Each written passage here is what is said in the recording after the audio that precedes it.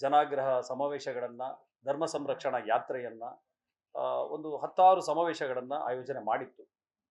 ಆ ಸಂದರ್ಭಗಳಲ್ಲಿ ನಾವು ಎತ್ತಿರುವಂತ ಪ್ರಶ್ನೆಗಳು ಈಗ ಮತ್ತೆ ಅವತ್ತು ನಾವು ಕೇಳಿರುವಂಥದ್ದು ಬಹಳ ಸಮರ್ಪಕವಾಗಿದೆ ಅಂತೇಳಿ ನಮಗೆ ಇತ್ತೀಚಿನ ಏನು ಚಿನ್ನಯ್ಯ ಕೋರ್ಟಿಗೆ ಸಲ್ಲಿಸಿರುವ ರಿಟ್ ಅರ್ಜಿಯ ಅದರ ಮೂಲಕ ಬಹಿರಂಗಗೊಂಡಿರುವಂಥ ಸತ್ಯಗಳು ಆ, ನಮಗೆ ಅವತ್ತು ನಾವು ಮಾಡಿದಂಥ ಏನು ಪ್ರಶ್ನೆಗಳು ಎತ್ತಿದ ಪ್ರಶ್ನೆಗಳು ಮತ್ತೆ ಮಾಡಿದ ಆರೋಪಗಳು ಅದು ಸತ್ಯ ಅನ್ನೋದು ಇವತ್ತಿಗೆ ಸಾಬೀತಾಗಿದೆ. ನಾವು ಅವತ್ತು ಹೇಳಿದ್ವಿ ಇದು ಎಲ್ಲ ಎಡಪಂಥೀಯ ಚಿಂತಕರು ಅಂತಾರಾಷ್ಟ್ರೀಯ ಮಟ್ಟದಲ್ಲಿ ಸೇರ್ಕೊಂಡು ಒಂದು ಷಡ್ಯಂತ್ರವನ್ನ ಮಾಡಿದ್ದಾರೆ ಎನ್ನುವುದನ್ನು ನಾವು ಹೇಳಿದ್ವಿ.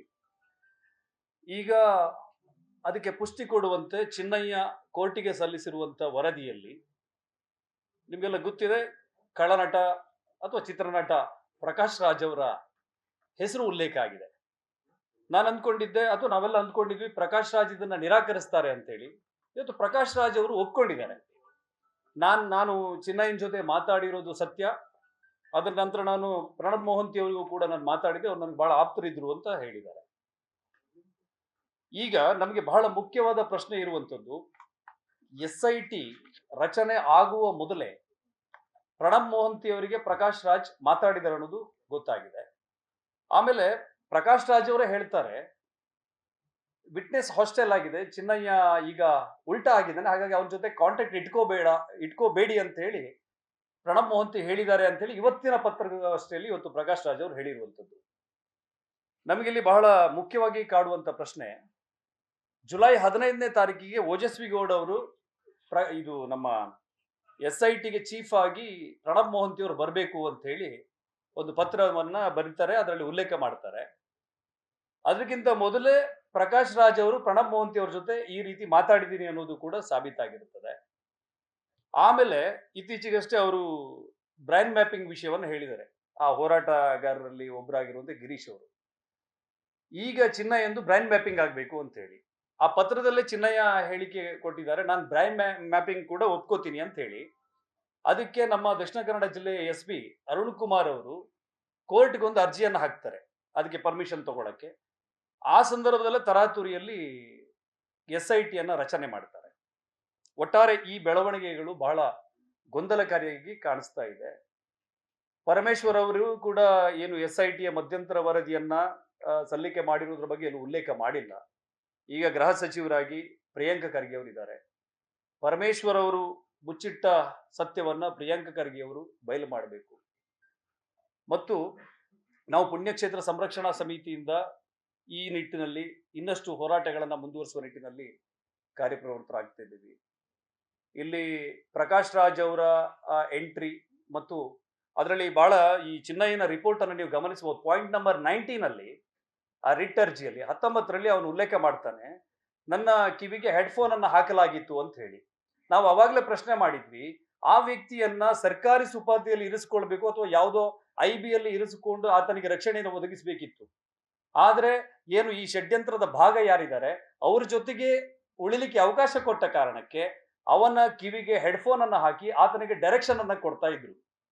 ಆ ಸಂದರ್ಭದಲ್ಲಿ ನೀವು ಏನು ಇದನ್ನ ಗುಂಡಿಯನ್ನ ಅಗೆಯುವ ಸಂದರ್ಭದಲ್ಲಿ ಆತ ಆ ಕಡೆ ಈ ಕಡೆ ಓಡಾಡ್ತಿರುವಂತದ್ದು, AC ಅವ್ರನ್ನ ಮತ್ತೆ ತನಿಖಾಧಿಕಾರಿಗಳನ್ನ ಕನ್ಫ್ಯೂಷನ್ ಮಾಡ್ತಿರುವಂತದ್ದು ನಮ್ಗೆ ಕಂಡು ಬಂದಿತ್ತು. ನೀವು ಮಾಧ್ಯಮದಲ್ಲಿ ವರದಿ ಮಾಡಿದ್ರಿ.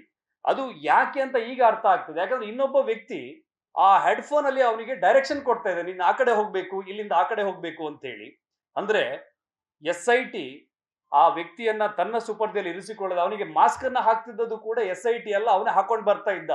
ಮಾಸ್ಕ್ ಹಾಕುವ ಹಿಂದಿರುವಂತ ರಹಸ್ಯವೇ ಅವನನ್ನ ಪೂರ್ತಿ ಮಾಸ್ಕಿಂಗ್ ಮಾಡ್ಲಿಕ್ಕೆ ಕಾರಣವೇ ಇವರ ಹೆಡ್ಫೋನ್ ಅನ್ನ ಅಲ್ಲಿ ಇಡುವಂತದ್ದು. ಪಾಯಿಂಟ್ ನಂಬರ್ 19ರಲ್ಲಿ ಇದೆ.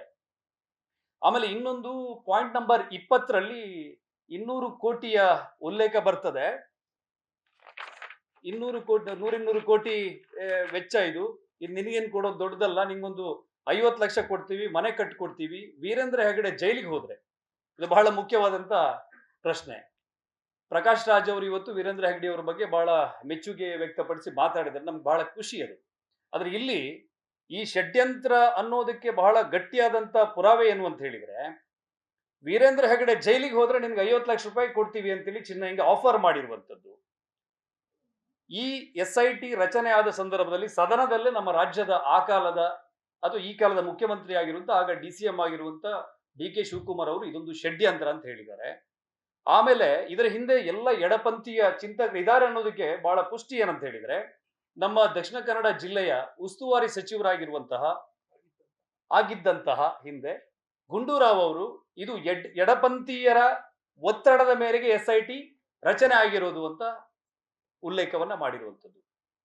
ಕೇರಳದ ಸಂಸದರು ಇದರ ಬಗ್ಗೆ ಏನು ಕಮ್ಯುನಿಸ್ಟ್ ಸಂಸದರು ಇದರ ಬಗ್ಗೆ ಮಾತನಾಡಿದ್ದಾರೆ.